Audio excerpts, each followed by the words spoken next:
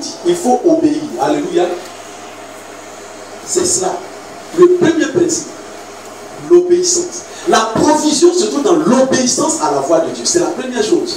Donc vous qui cherchez, je ne sais pas, une provision quelconque, ça peut être un capital, ça peut être un financement, ça peut être un prêt, je ne sais pas. Mais vous qui cherchez quelque chose, une provision, une source, de l'eau, parce que je considère un puits, et puis je vois des personnes en train de puiser, c'est ce que je vois, c'est cette vision que le Seigneur m'accorde. Mais pour cette provision, il vous faut savoir qu'il faut obéir à la voix. Alléluia. Le deuxième principe, vous allez voir que la Bible dit que Élie s'est dirigé, il a dit, pas d'ici, dirige-toi vers l'Orient et casse-toi près du torrent de Kérit, qui est en face du Choupet. Tu boiras de l'eau du torrent et j'ai ordonné au corbeau de te nourrir là. Le deuxième principe, c'est que la provision a une adresse. C'est le deuxième principe. Ça paraît simple et banal, mais vous allez lire et relire cela. Et je sais que pour certaines personnes, ça ne sera pas banal dès maintenant, mais pour beaucoup, ça c'est toujours banal. Mais en lisant et en relisant, et plus tard, les personnes vont comprendre ça en un an, en 2 ans. Et comme ça, souvent, l'esprit ouvre le voile bien, on comprend bien ce que je suis en train de dire aussi simplement. La provision a une adresse. Écoutez, le là, c'est de ce petit mot-là que je vais vous parler. Il dit là, j'ai ordonné à tes corbeaux de te nourrir. Beaucoup de personnes souffrent parce qu'elles ne sont pas à l'adresse de la provision. C'est l'occasion pour moi de dire à quelqu'un que la provision, même si Dieu marche avec toi, n'est pas partout. Il a dit, là, Dieu, Élie. Est-ce que quelqu'un connaît Élie? Le prophète le plus puissant que la Bible dans l'Ancien Testament ait connu. En matière de puissance, j'ai bien pesé mes mots, le plus puissant. Quand on chante, on dit Élie a prié, c'est pas en vain.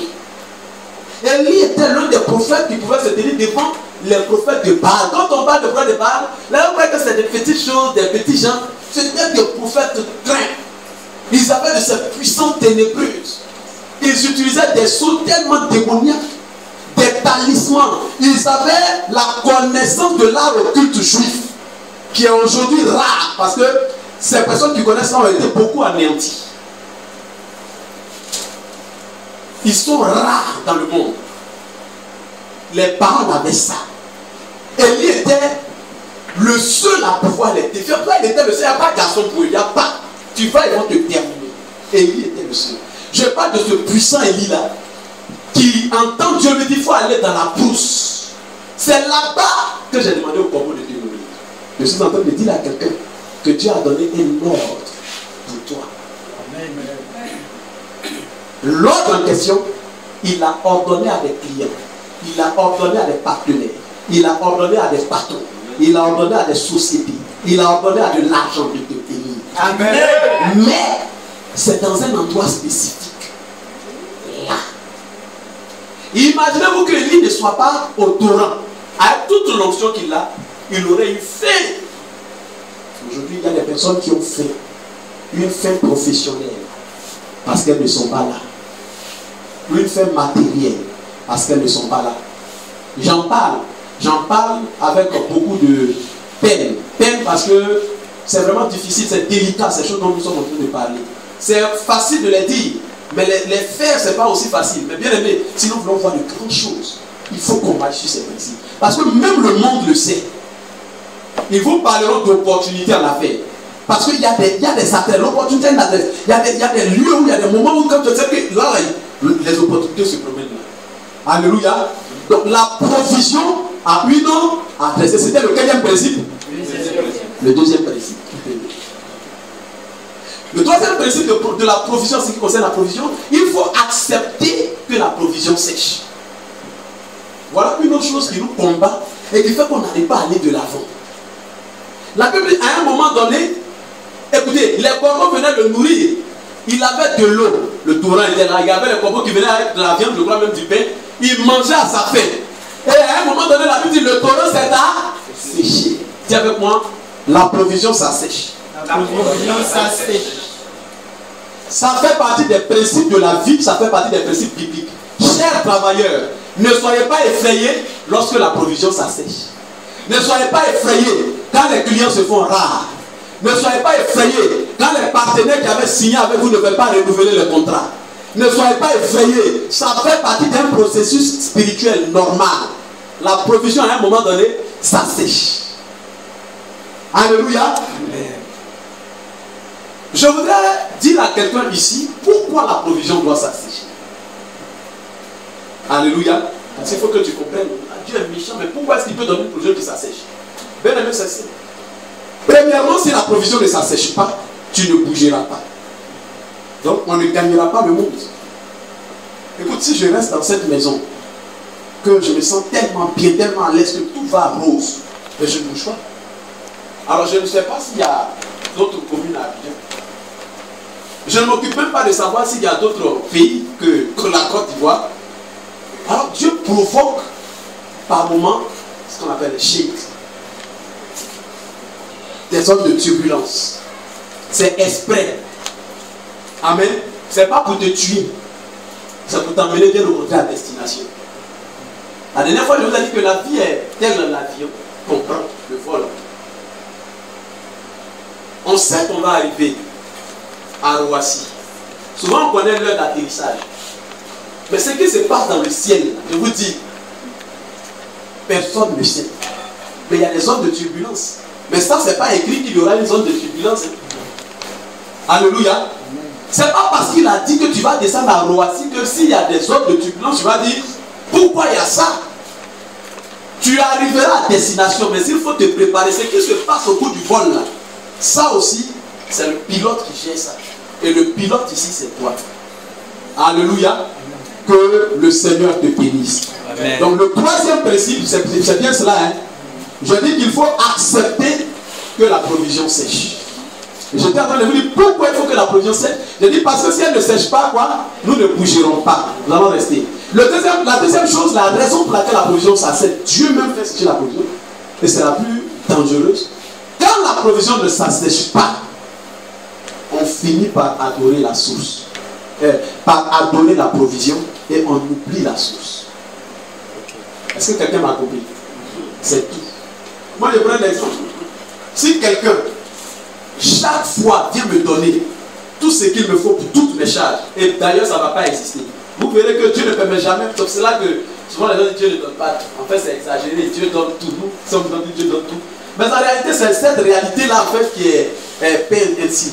En fait, s'il y a ça, il faut t'attendre à ce qu'il y ait des problèmes entre toi et cette oui. C'est ce qui crée beaucoup de douleur par moment. Parce qu'on ne s'attendait pas à ce qu'il y ait cette rupture. Mais Dieu le fait parce que la personne devient ton Dieu si c'est une personne. Si c'est un lieu, le lieu devient ton lieu d'adoration. Et tous les témoignages que tu vas donner vont tourner autour du lieu. Dieu va tout faire pour que le lieu là connaisse tes incidents. Dieu va tout faire pour que tu quittes là, mais pas que tu adores le lieu. Vous savez qu'il y a plusieurs manières d'adorer. Ce n'est pas se prosterner. Quand Dieu même il y a se prosterner dedans. Les gens finissent par adorer la provision. Alléluia. Voici les deux raisons pour lesquelles la provision s'assèche.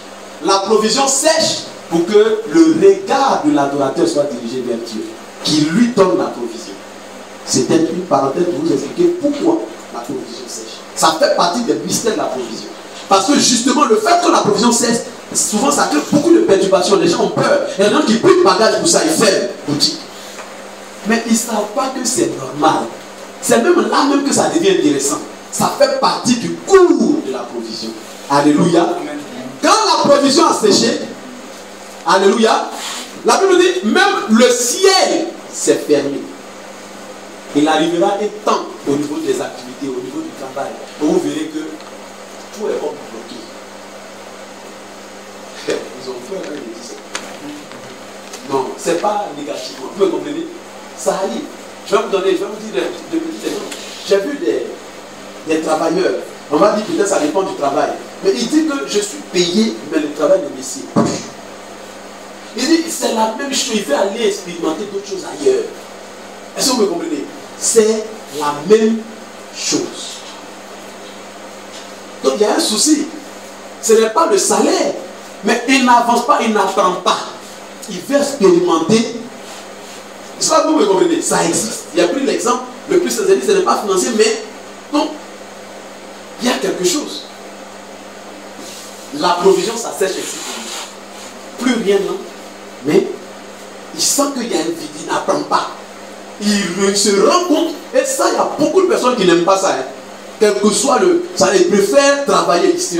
Il ne travaille pas. Et il n'apprend pas. Parce que le travail prend tout le temps. Donc en fait, il ne sera plus compétitif demain. C'est un danger. Est-ce que quelqu'un me comprend?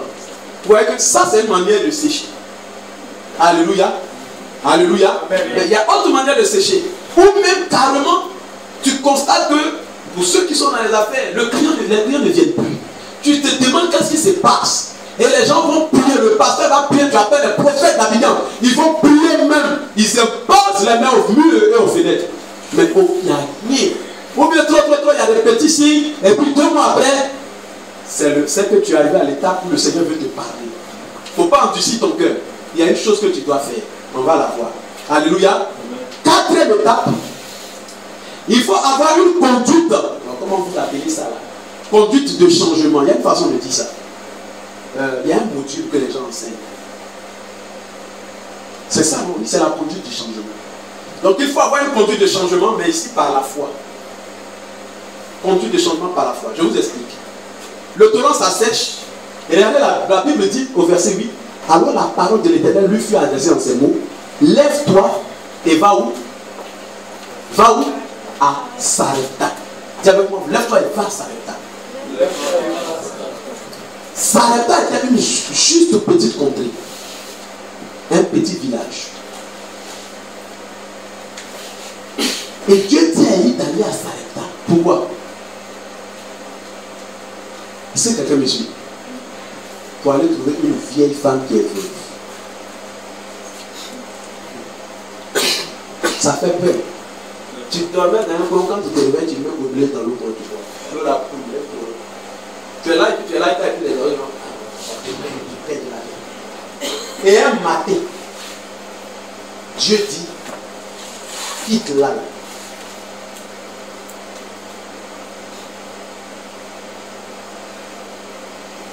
S'il te disait quitte-la, c'est bon. Mais il te dit quitte-la et puis va dans un village. Déjà où tu étais, ça t'a fait peur parce qu'aller en brousse et vivre en brousse, comment tu vas manger? C'était les questions que Élie se posait. Mais Dieu lui dit maintenant, va à Sarepta. À Sarepta, il va faire quoi? Je vous dis la vérité, quand il arrive à Sarepta, c'est le 5e principe. Il est confronté à une vieille. Je voudrais vous dire que la provision change par moment d'adresse. Il faut changer d'adresse avec la provision.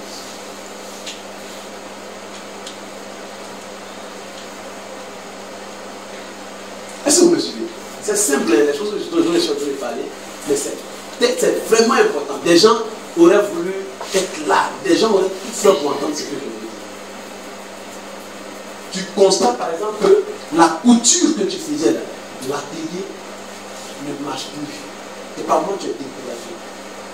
Mais il faut bien voir. Il y a un magasin dans le même genre que Dieu a réservé pour toi, dans le même quartier, mais de l'autre côté du quartier où il y a de nouveaux clients qui sont là.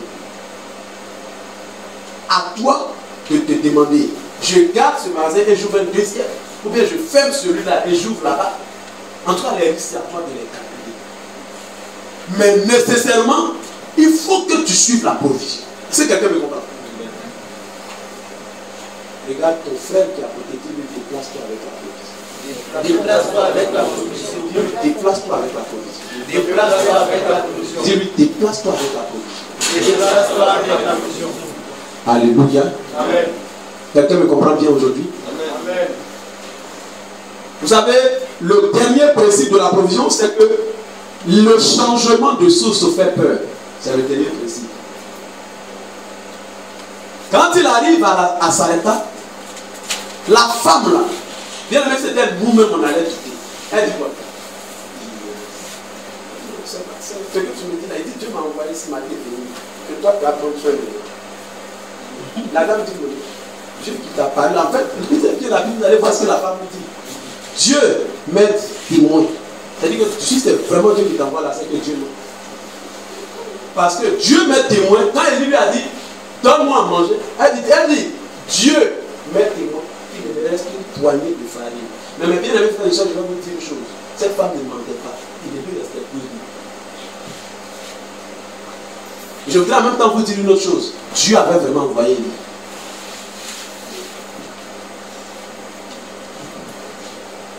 Quelqu'un me comprend?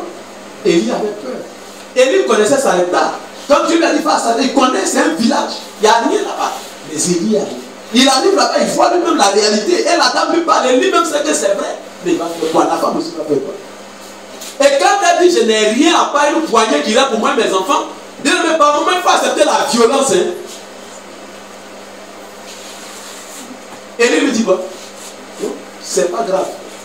Ce qui te reste pour toi et tes enfants, donne-moi, je vais manger. Et si moi je dis ça ici à quelqu'un, c'est sûr que mon nom va sortir sur les journaux. En grand titre, le pasteur oblige ses fidèles à Bobo. Ils vont préciser à qui quoi. Ils vont dire avec un boudin à la main. Ça, c'est un boudin à la main. C'est sûr. Alléluia. Mais bien aimé, voici ce qui a provoqué le miracle de cette femme. Elle a donné cette poignée qu'elle avait et lui a mangé. Qu'est-ce qui s'est passé? Dieu a déclaré 10 principes, 6 mystères, 6 mystères de la provision. Que le Seigneur vous bénisse. Que la grâce de Dieu soit avec vous. Alléluia. Soyez bénis. Nous allons ensemble prier le Seigneur encore.